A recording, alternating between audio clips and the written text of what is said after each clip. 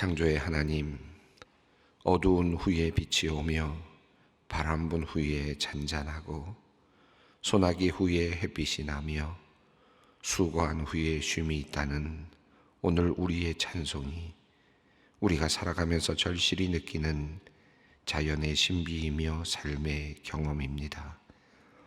주님께서 지으신 이 세상이 창조의 질서를 따라 운행되며 변화되는 것을 늘 피부로 느낍니다. 끝날 것 같지 않던 여름의 무더위가 서서히 약해지고 아침 저녁으로 제법 쌀쌀한 바람을 맞으며 가을의 문턱에 들어섰습니다. 계절과 시절의 빠른 변화를 보고 느끼며 영원하신 주님과 짧은 순간을 살아가는 우리의 덧없는 인생을 다시 생각하며 이 아침을 맞이합니다. 하나님, 주님께서 우리에게 주신 매일의 하루하루가 주님의 선물임을 알지만 특별히 오늘 이 9월의 첫날 기대하는 마음으로 주님 앞으로 나아갑니다. 오늘 우리의 하루가 주님 주시는 축복과 생명으로 충만한 날이 되게 하여 주시옵소서. 오늘 우리의 하루가 기쁨과 감사가 가득한 시간이 되게 하여 주시옵소서. 가을철 익어가는 열매들처럼 우리의 말과 행동이 속이 꽉 찬 열매처럼 탐스럽고 아름답게 익어가게 하여 주시옵소서. 하나님, 또한 우리가 기도를 통하여 우리의 살아있음을 더욱더 실감하게 되기를 원합니다. 기도는 우리의 호흡이오니 우리가 기도를 통하여 늘 생명의 근원이신 하나님과 맞닿아 있는 삶을 살게 하여 주시옵소서.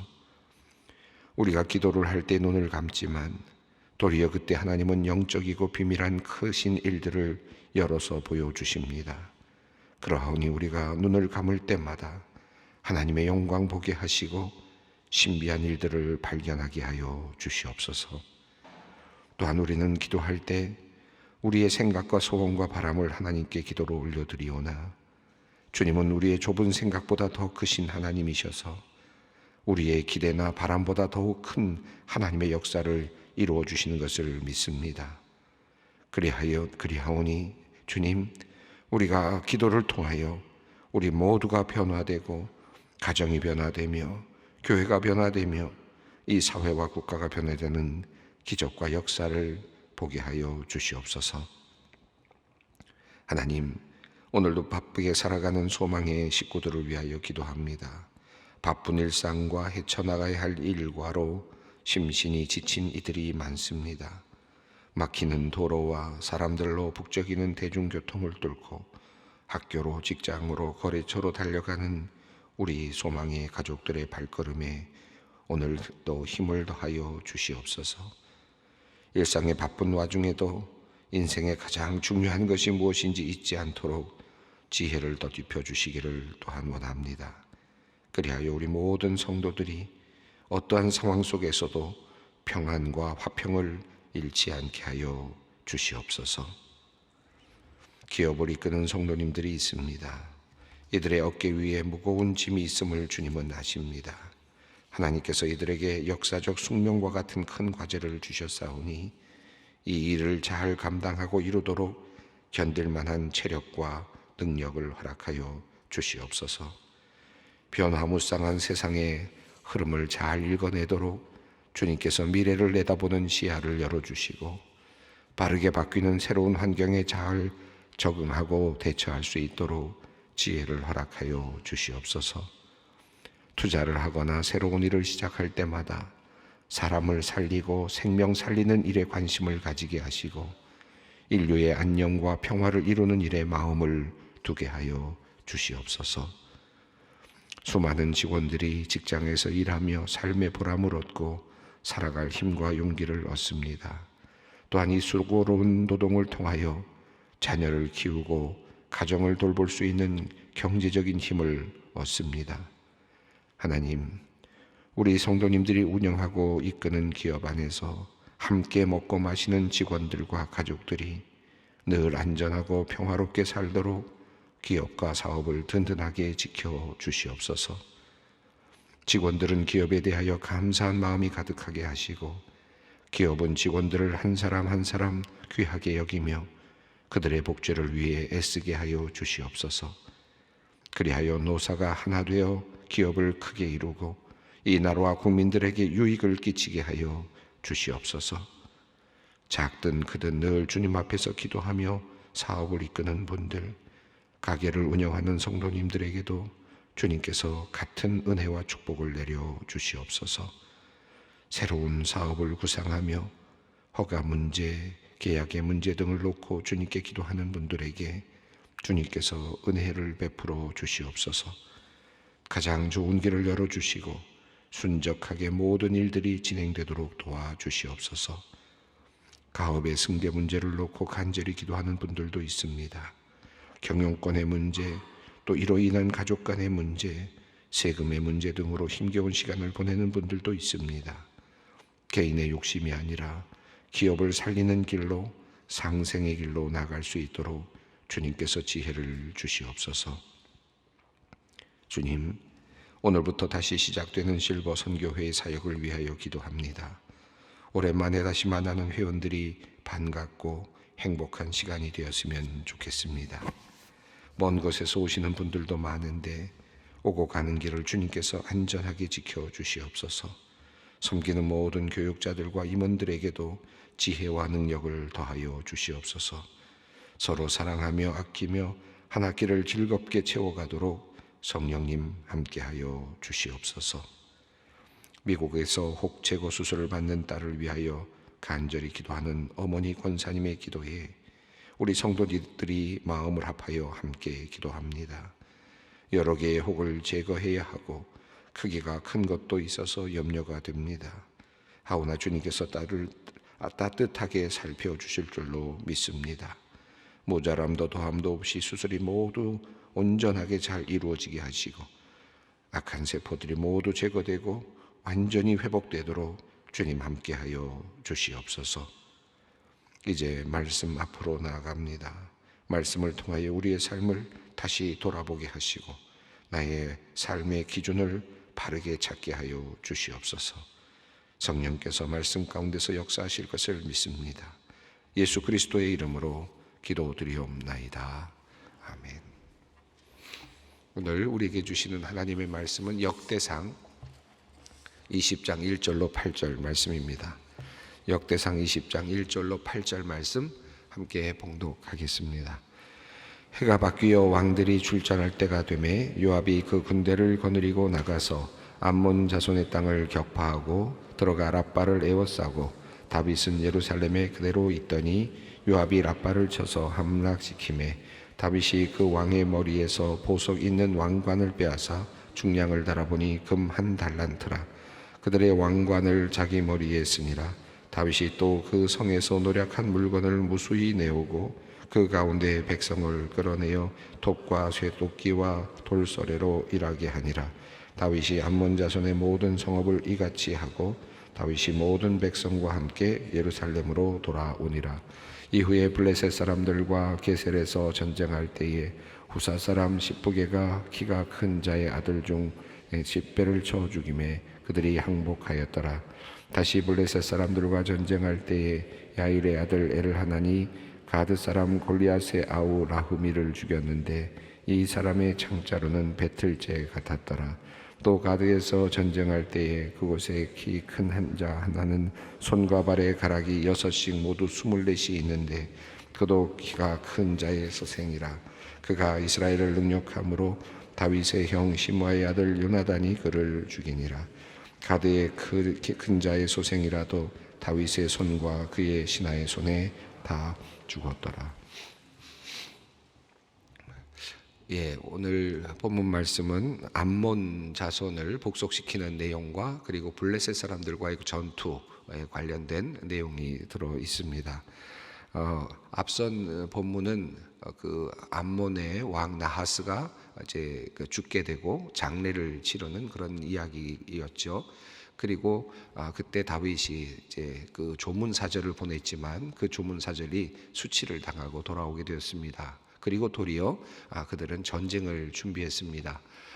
큰 돈을 들여서 아람 군대 사람들을 사오고 그리고 이스라엘과의 전쟁을 준비하고 있었습니다. 결국 전쟁이 일어나게 되었고, 그리고 나서 첫 번째로 아주 싱겁게 아람 군대와 그리고 또 암몬 족속들은 결국 처음에는 싱겁게 그만 도망을 하고 말았습니다. 그리고 두 번째 그 일이 있은 다음에 아람 군대가 더 강하게 몰려왔는데 그때도 다윗이 이제 그들을 쳐 부수게 되었고, 그들이 그 다음에는 다시는 이제 이 암몬 족속을 돕지 못하게 되었다라고 하는 그런 내용이 있었습니다. 보병만 4만 명이 죽었다. 또 전차 병거 관련된 7천 명이 죽었다라고 하는 그런 내용이었습니다. 그래서 암몬 족속과 관련되어 있는 전투의 내용이 여러 가지 사건들과 연결되면서 이어졌는데요. 주로 어제 본문은 이제 암몬을 복속시켰다는 내용은 사실은 없고, 그러나 그들이 도망가서 성으로 도망갔다는 것이 첫 번째 전투의 내용이었고, 그 다음에는 아람 군대가 또 쳐들어왔을 때 암몬을 도우려고 온 것이었지만 결국은 돕지 못했고 그들이 많은 피해를 입고 결국은 패퇴하게 되었고, 그리고 암몬을 이제 더 이상 돕지 못하는 상태가 되었다. 동맹 관계가 이제 깨어졌다. 군사적으로 도울 수 있는 그런 여건이 이제는 성립되지 못하게 되었다라고 하는 내용이 이제 어제 본문의 내용이었습니다. 자, 오늘 본문 말씀은 이제 암몬 족속을 완전히 복속시키는 내용입니다. 그래서 오늘 본문이 암몬 족속을 이제 어떻게 이제 복속시키고 그리고 정복했는지에 관련된 내용으로 되어 있습니다. 1절 말씀을 읽겠습니다. 해가 바뀌어 왕들이 출전한 때가 되매 요압이 그 군대를 거느리고 나가서 암몬 자손의 땅을 격파하고 들어가 랍바를 에워싸고 다윗은 예루살렘에 그대로 있더니 요압이 랍바를 쳐서 함락시키매.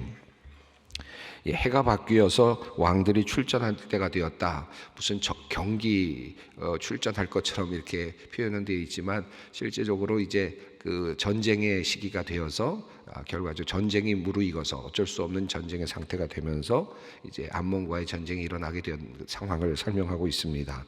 결국 암몬 자손과 그리고 이제 이스라엘 백성들이 싸움을 하게 되는데요. 랍바를 에워싸고 그리고 이제 싸움이 일어납니다. 요압을 보냈다고 이렇게 되어 있습니다. 이 부분은 사무엘하 11장에서 12장까지 이어지는 내용과 같은 내용이 소개되고 있는 곳인데, 이 부분에서 여기 보면 다윗은 예루살렘에 그대로 있더니라고 하는 이 내용이 있습니다만은 역대기는 여기만 적고 있는데 실제로 우리 내용을 보면 이때 어떤 일이 일어나느냐 하면 사무엘서에서는 밧세바를 범하게 되는, 우리아의 아내를 범하게 되는 내용, 다윗의 실수, 다윗의 실패가 있습니다. 근데 이 역대기에는 이 부분을 사실은 적지는 않았습니다. 아마 기억하고 싶지 않았을 것 같고요. 또 이제 다시 쓰는 역사 아닙니까? 다시 쓰는 역사 속에서 그들은 지금 이 역대기는 지금 하나님의 백성들이 지금 포로로 잡혀갔다가 다시 돌아와서 이제 거룩한 땅을 회복하고 그곳에서 예배하는 공동체를 만들고 또 땅을 회복하는 이 일이 가장 급선무였고, 그것에 관련돼서 늘 이제 기도하고 그들은 이제 그 마음을 두고 있었기 때문에 과거에 실패했던 것들을 또다시 기억하고 싶지는 않았을 것입니다. 그것을 크게 기억하는 것은 그들의 사기에 도움이 되지 않았을 거라고 생각이 듭니다. 그러나 그것은 역사적 현실이었기 때문에 그것을 또 그냥 지나갈 수는 없었을 것 같아요. 그래서 다윗은 예루살렘에 그대로 있더니라는 말로 그렇게 한 줄을 넣고 있습니다. 다윗은 예루살렘에 그대로 있더니라는 말 속에 그들은 이미 많은 이야기를 다 담고 있죠. 그리고 역대기를 읽는 사람들은 다 알고 있는 내용이라고 할 수 있겠습니다. 과거의 실패, 다윗의 실패도 이미 다 생각이 나겠죠.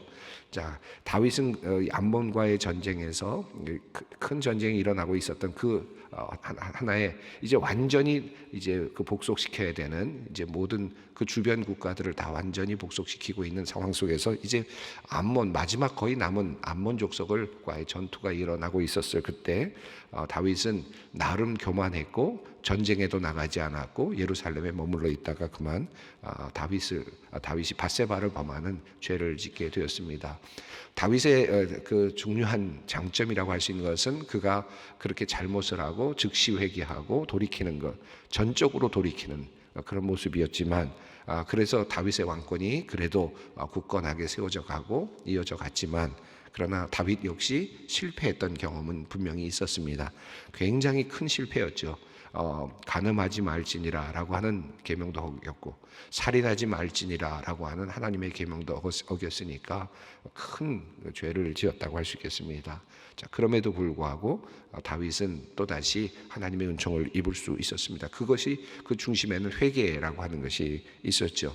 자, 이렇게 한 사람의 일상 속에서, 전쟁이 벌어지고 있는 상황 속에서 이런 또 한 왕의 잘못도 있었습니다. 자, 그러나 오늘 본문은 그 부분은 살짝 이렇게 줄여서 표현을 하고 있고, 그리고 암몬과의 전투 부분을 보다도 분명하게 부각시키고 있습니다. 암몬 자손의 땅을 이제 격파하고 랍바를 에워쌉니다.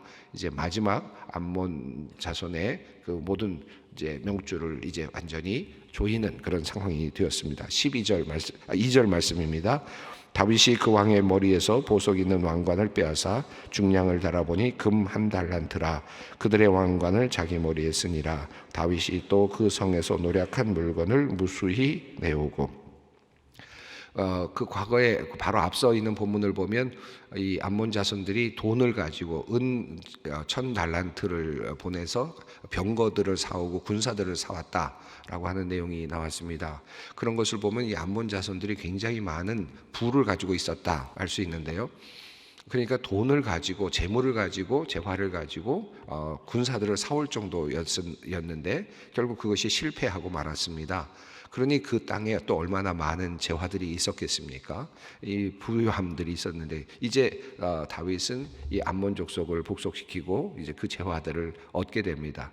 이 계속되는 이야기, 이 역대기에서 이어지는 이 전쟁에서의 승리 이야기와 이 재물들의 그 취득, 습득이 계속 연결이 되는데, 자연스럽게 이것들은 이제 다윗이 승리를 통해서 하나님의 성전, 이제 앞으로 솔로몬의 성전을 짓게 되는 그 모든 재료들을 하나씩 축적해 가고 있는, 그리고 나라의 부요함을 점점 더 강하게 만들어 가고 있는 하나의 그 모습으로, 그 하나의 중요한 내용으로 우리에게 알려주고 있습니다. 여기도 보면 왕관을 빼앗았다. 이 말은 이제 더 이상 그들에게 왕권을 주지 않았다. 지도 체제를 인정하지 않았다. 완전히 직접 통치하는 그와 같은 그런 구조를 만들었다라는 뜻이겠습니다. 이 왕관을 뺏었다. 그런데 여기 보면 금 1달란트라고 되어 있는데, 이 1달란트가 지금으로는 54kg이라고 하니까 제가 계산을 해보니까 한 44억쯤 되는 현재 가치인 것 같아요. 뭐 호기심으로 계산을 해봤지만 그건 계속 바뀌는 가치니까 어쨌든 그 당시에는 더 가치가 있을 수도 있겠죠. 자, 그런데 이 왕관을 또 얻었는데 그것뿐만 아니라 보면 노략한 물건을 무수히 내왔다. 엄청난 많은 그런 그 물건들을 가져왔다. 그래서 큰 재화를 얻게 되었음을 알려주고 있습니다. 그리고 이제 그들은 이제 종으로서 이제 그들을 부리게 됩니다. 이스라엘 백성들이 3절 말씀입니다. 그 가운데 백성을 끌어내어 톱과 쇠토끼와 돌서래로 일하게 하니라. 다윗이 암몬 자손의 모든 성읍을 이같이 하고 다윗이 모든 백성과 함께 예루살렘으로 돌아오니라. 톱과 쇠토끼와 돌서래로 일하게 하고 이제 노동을 하게 하고 종으로 삼고 그렇게 모든 지역을 복속시키고 나서 다윗이 이제 돌아왔다라고 하는 내용입니다. 예루살렘에 있었다라고 하는 내용과 그리고 뒤에 예루살렘으로 돌아왔다라고 하는 내용이 이렇게 이야기의 흐름상으로는 잘 맞아떨어지지 않지만 그러나 이 말의 의미는 지금 다윗이 예루살렘에 머물러 있을 때의 실패, 그리고 나가서 지금 전쟁에 나가서 승리하고 돌아오는 모습, 이 두 가지를 비교하고 있다고 볼 수 있겠습니다. 이 흐름상으로, 문맥상으로는 예루살렘에 있었다, 그리고 그 다음에는 또 다시 돌아왔다라는 말이 모순이 되는 것처럼 보이지만 그것이 아니라 그것보다는 지금 예루살렘에 있을 때의 실패, 그리고 나가서 전쟁에서 승리하고 돌아왔을 때의 그 다윗의 진정한 왕으로서의 모습, 이 두 가지가 비교되는 모습이라고 할 수 있겠습니다. 그래서 여기서는 예루살렘으로 돌아오니라 라고 하는 표현이 더 의미가 있어 보입니다. 예루살렘에 그대로 남아 있었다라고 하는 것은 부패하고 또 뭐랄까요, 시험에 들고 실수하는 그런 하나의 모습이라면, 도리어 그것이 아니라 예루살렘에서 나가서 전쟁을 치르고 다시 돌아오는 모습에서는 승리자의 모습이 있고 그리고 진정한 왕의 모습이 있지 않습니까? 돌아오는 모습에서 진정한 다윗의 모습이 드러나는 것을 볼 수 있습니다. 글쎄요, 조금 무리하게 해석을 한지는 모르겠습니다만 이스라엘 민족들이 예루살렘에 있을 때 과거를 돌아봅니다. 과거 이스라엘 백성들이 예루살렘에 있을 때 하나님 앞에서 범죄하고 죄를 짓고 결국은 하나님의 진노를 얻게 되고 포로로 잡혀가게 되는 그런 정말 어려운 시간들을 거치게 됩니다. 그러니까 이것은 예루살렘에 그들이 머물러 있었을 때라는 이 다윗의 이야기는 단순하게 이 역대기에서는 밧세바의 어떤 하나의 사건이라기보다는 이스라엘 백성들이 예루살렘에서 실수했던 수많은 실수들, 하나님을 배반하고 하나님을 떠났던 그 많은 실수들을 포함하고 있다고도 볼 수 있겠습니다. 자, 그런데 이제 이스라엘 백성들이 뭐 자이든 타이든 이제 하나님의 뜻에 의해서 그들은 어쩔 수 없이 결국은 포로로 잡혀가게 되었고 70년이라고 하는 시간이 있은 다음에 하나님께서 다시 그들을 예루살렘으로 돌아오게 하고 계십니다. 자, 이 돌아온다라고 하는 의미가 뭘까? 이제는 새로운 의미가 있고 승리자로서 이제 다시 돌아와야 된다. 라고 하는 새로운 정신으로 돌아와야 된다라고 하는 그런 의미가 함께 있다고 할 수 있겠습니다. 그래서 1절에서 예루살렘에 그대로 있었다라고 하는 말에서의 이스라엘의 실패, 다윗의 실패, 그리고 또 예루살렘으로 돌아오니라라고 하는 이 말에서 새로운 국면으로 이어지는 이제 정복을 하고 그리고 새로운 것을 가지고 또 성전을 짓기 위해서 재물을 가지고 돌아오고 있는 그와 같은 또 다른 모습의 돌아옴, 귀환이라고 하는 것을 비교해서 우리가 한번 생각해 볼 수도 있을 것 같습니다. 자, 4절 이후의 내용은 블레셋이라고 하는 이제 이름이 다시 나옵니다. 제가 앞선 18장 1절을 설명하면서 다윗 시대의 블레셋과의 전투가 이제 완전히 끝나고 블레셋을 완전히 종속시키는 그와 같은 일이 있었다. 그래서 블레셋과의 전투가 끝났다라고 하는 표현을 썼는데요. 18절 1절에서는 그것을 한 문장으로 완전하게 이렇게 선언적으로 표현한 내용이라면 제가 말씀을 드렸습니다. 그 뒤에 이제 앞으로도 종종 나옵니다만 블레셋과의 전투가 이 회상하면서 다시 떠오르고 있습니다. 그 이야기가 다시 이제 나오고 있죠. 그러니까 18장 1절에서의 이야기는 전체적으로 조망하고 있는 하나의 선언적 이야기로 이제 다윗 시대의 블레셋과의 전투가 이제 완전히 끝났다. 종속시켰고 완전히 정복했다라고 하는 것이 선언적인 내용이고 또 실제로 이제 그렇게 정리가 됐다는 것을 말하고 있다면 이 부분은 이제 여기서 이후에라고 하는 표현으로 나와 있지만 그 과거에 있었던 이제 블레셋과의 여러 전투들을 설명하면서 다시 과거로 다시 회귀하면서 돌아가서 이제 이 이야기들을 다시 끌어가고 있다고 볼 수 있겠습니다. 4절부터 이야기는 중요한 것은 블레셋과의 전투라기보다는 블레셋 사람들과의 전투 중에서 거인들과의 전투입니다. 그래서 거인들과 만나서 어떻게 이겼는지에 대한 사례들이 크게 세 가지 사례가 나오고 있고요. 마지막에는 그 거인들을 다윗의 그 신하들이 결국 다 무찔렀다라고 하는 내용입니다. 다윗과 골리앗이라고 하는 그 싸움으로 처음으로 시작이 되었던 이 거인과의 싸움은 사실 이스라엘 민족들에게는 굉장히 그 두려운 하나의 뭐라 그럴까요? 숨겨져 있는 두려움이었다고 할 수 있겠습니다.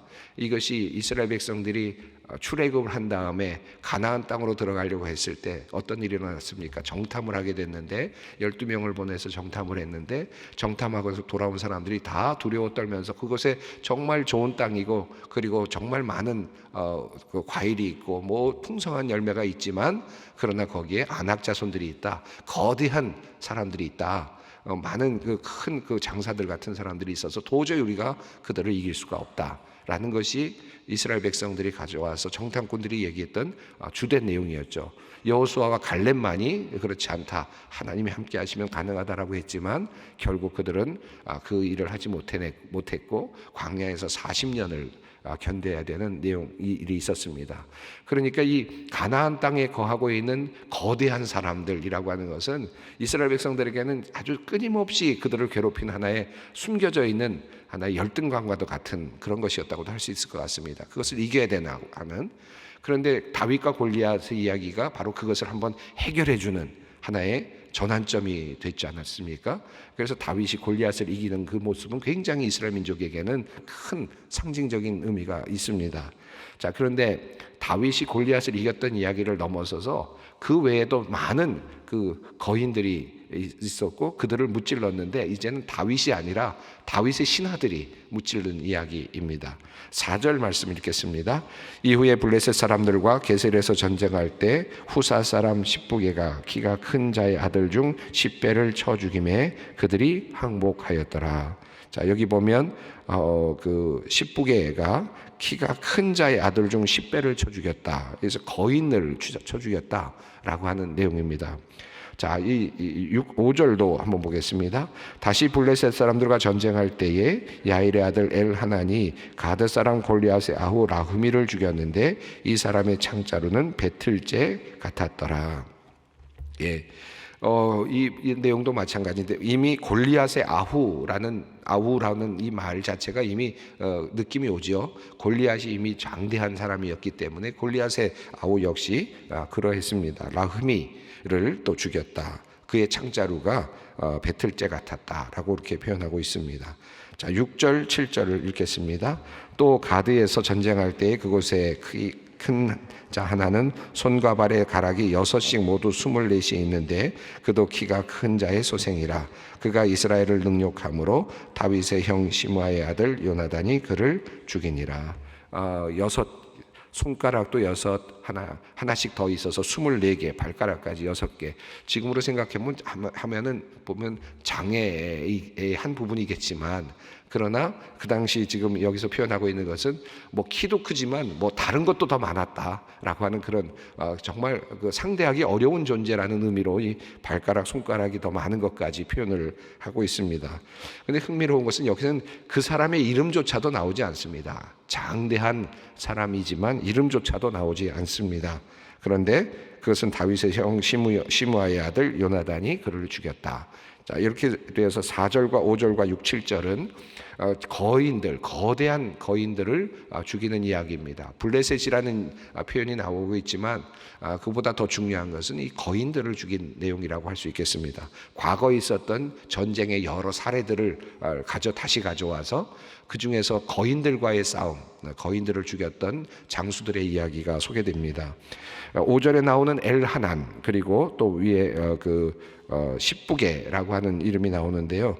여기서는 우리 다윗의 용사들을 표현하고 있는 11장의 29절, 26절에 그 이름들이 나옵니다. 그런데 이 이름이 3명의 용사에 들어가는 이름도 아니고 30명에 들어가는 용사도 아니고요. 그 뒤에 나오는 용사들의 이름에 속해 있습니다. 그러니까 그냥 용사입니다. 큰 용사. 그런데 그들이 그 큰 거인들을 다 죽였다라고 하는 것을 우리가 확인할 수 있습니다. 자, 8절이 그 모든 것을 요약합니다. 가드의 키 큰 자의 소생이라도 다윗의 손과 그 신하의 손에 다 죽었더라. 예. 앞서 말씀드렸던 이스라엘 백성들이 가나안 땅, 약속의 땅으로 들어가려고 했을 때 가장 큰 장애물이었던 거대한 사람들, 아낙 자손들, 거인들, 그것 때문에 그들은 두려워해서 못 들어갔는데 이제 다윗은 그 모든 그 지역에 있었던 그 거인들을 다윗의 신하들이 모두 다 죽였다. 싸움에서 늘 승리했다. 두렵지 않다. 더 이상 그들은 우리의 상대가 되지 못하였다. 하나님의 도우심이 있었던 것을 분명하게 보여주고 있습니다. 예, 이제 나중에 다시 이제 70년이라고 하는 그 포로 생활을 끝내고 이제 다시 예루살렘으로 돌아가야 하는 이스라엘 백성들의 마음에 그곳에 가면 많은 큰 상대들이 있고 그리고 산적한 문제들이 있고 그곳에는 또 여전히 거인들이 있어서 내가 도저히 그 땅을 정복할 수 없고 그 땅에 가서 차지하고 살 수가 없을 것 같다라고 하는 두려움이 있을 것 같은데 그들은 이 역사를 다시 돌이키면서 다윗의 신하들이 그 거인들을 물리쳤던 자신의 선조들의 이야기를 다시 떠올립니다. 그리고 이제 예루살렘으로 돌아가니라, 예루살렘으로 돌아오니라, 다윗이 돌아왔던 그 모습으로 전쟁에서 승리하고 예루살렘으로 돌아가는 그 모습을 다시 한번 상상하고 있습니다. 우리 여러분에게도 거인들이 많이 있을 거고 끊임없이 이어지는 싸움이 있을 터인데 그 모든 것들을 승리하게 하시고 하나님께서 진정한 예배의 자리로, 예루살렘의 그 성전으로 여러분을 이끌어 주시기를 바랍니다. 그 믿음으로 우리 모두 함께 기도의 자리로 나가겠습니다. 하늘에 계신 우리 아버지, 아버지의 이름을 거룩하게 하시며 아버지의 나라가 오게 하시며 아버지의 뜻이 하늘에서와 같이 땅에서도 이루어지게 하소서. 오늘 우리에게 일용할 양식을 주시고 우리가 우리에게 잘못한 사람을 용서하여 준 것 같이 우리 죄를 용서하여 주시고 우리를 시험에 빠지지 않게 하시고 악에서 구하소서. 나라와 권능과 영광이 영원히 아버지의 것입니다. 아멘.